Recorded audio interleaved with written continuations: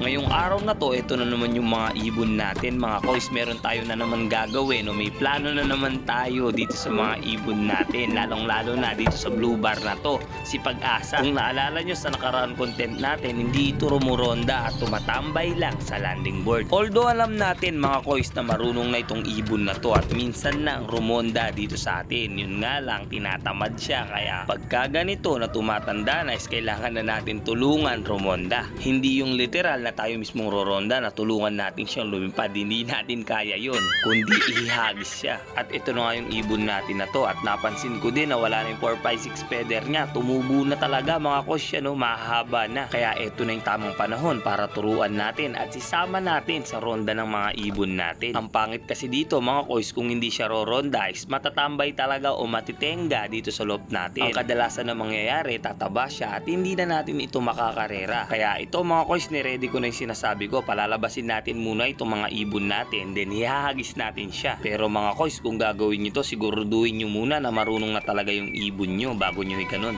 Meron kasi nangyayari, imbis na matuto is nawawala. Dito mga koys, aabangan ko lang na dumaan yung mga ibon natin, then ihagis na natin itong ibon na to.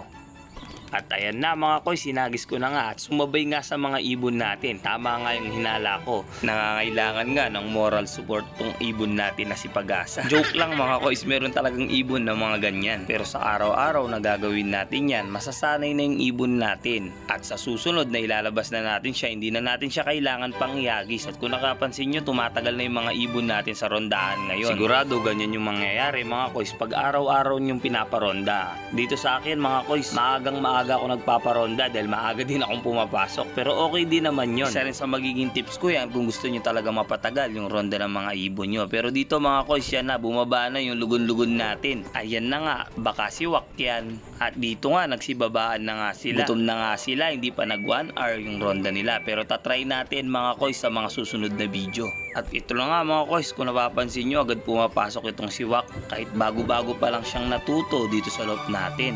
Kaya sana swertiin siya, di man pinalad yung mga anak niya at yung kapatid niya, sana naman pala rin siya.